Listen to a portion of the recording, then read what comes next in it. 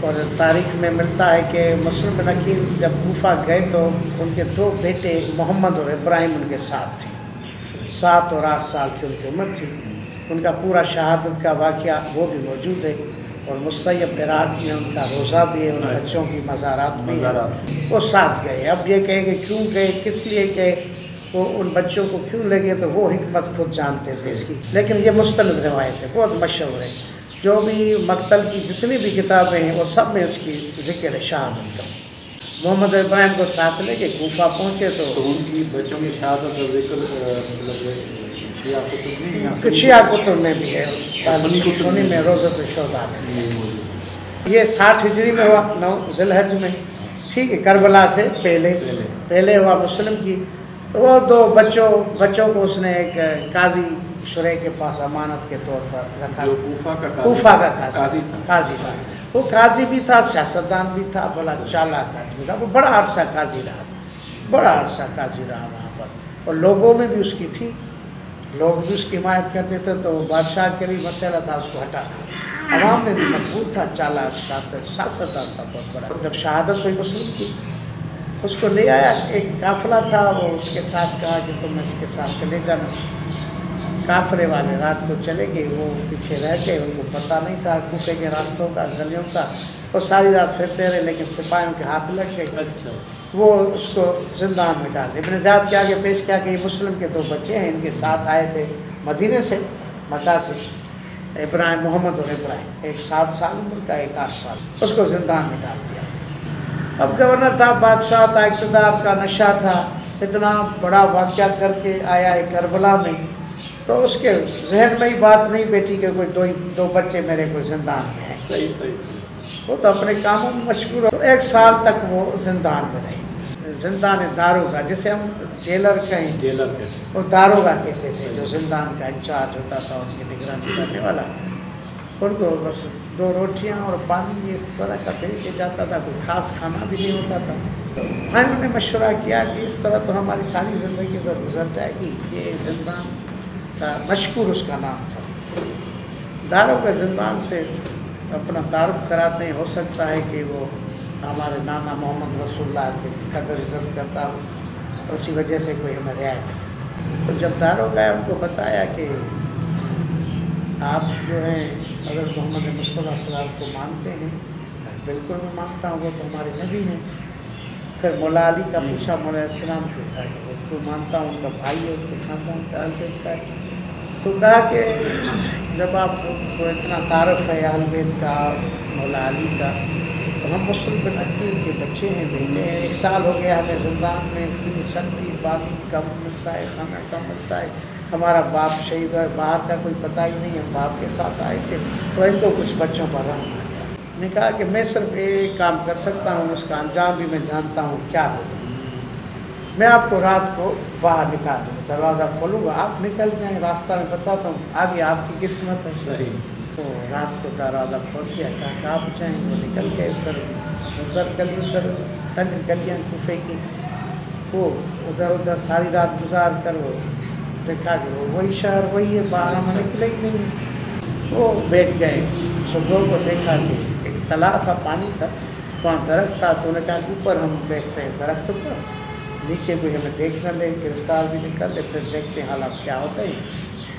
تو ایک گھر کی کنیز تھی، وہ آئی پانی لینے کے لیے، تو پانی میں ان کو 2 تصویریں نظر آئی، بچے جو اوپر بیٹھے تھے درخت پر، دیکھا کہ اوپر دیکھا کہ 2 بچے، 2 شہزادے بیٹھے، اور اہل بیت کے تھے، تو دیکھنے میں وہ بالکل وہ کشش بھی ہوتی ہے انسان کو۔ تو کہا کہ آپ اوپر کیوں بیٹھے؟ کہا کہ پورا شہر ہمارا دشمن ہے، آپ تو بچے ہیں، کیوں ہیں؟ وہ تعارف کرا کے کہا کہ تو میری جو مالکن ہے گھر کی، وہ اہل بیت کو مانتی ہے، وہ محب اہل بیت ہے، آپ چلے، میں آپ کو ان کے گھر تک ملاقات کراتی ہوں۔ تو وہاں کے راستہ بھی نہیں تھا، کیا کریں؟ تو آئی، ان کو بتایا کہ مسلم بن عقیل کے بچے ہیں، ادھر ادھر ڈھونڈ، کوئی ان کو ملنے والا نہیں ہے، سہارا نہیں ہے، بتا دیا۔ تو ان کا گھر میں جو شوہر حارث، وہ بنی امیہ کے ساتھ تھا، تو ان کو یہ کمرے میں بٹھا دیا، کھانا دیا، بستر دیا، وہ دونوں سو گئے۔ تو یہ رات کو جب حارث لوٹا تو پریشان بھوک میں تنگ جیسے انسان سارا دن گھوم کر آتا ہے. کہا کہاں تھے جو ابن زیاد کے زندان سے 2 بچے نکل گئے, غائب ہو گئے. وہ گورنر نے اعلان کر دیا ہے کہ جو ڈھونڈ کے لائے گا اسے اتنا انعام دیا جائے گا. وہ انعام کی لالچ میں تو سب کام کرنے کے لیے تیار تھے. کہا کہ کچھ خوف خدا کرو, وہ بچے ہیں اہل بیت کے, مسلم کے یتیم بچے ہیں, تم کو کیا ملے گا, تمہیں انعام ملے گا.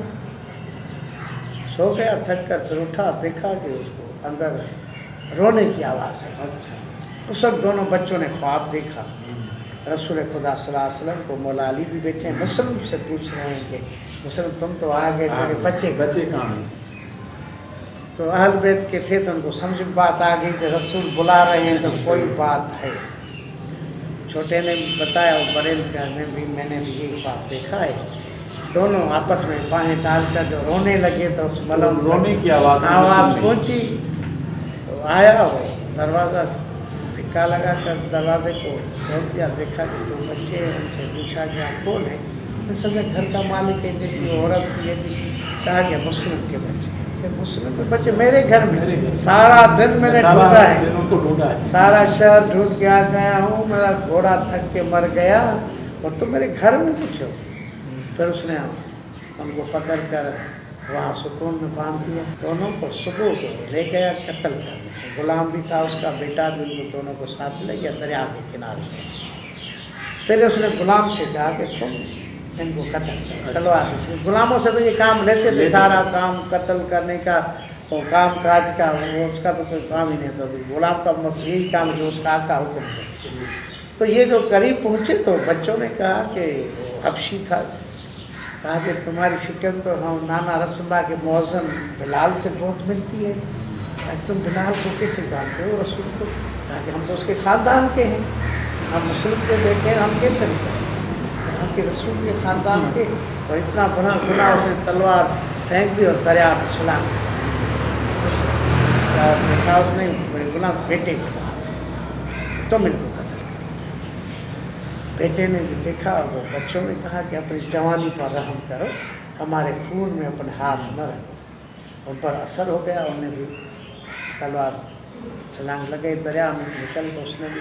تو اس نے مولوی نے کہا کہ میرے سوا وہ کام نہیں کر سکتا.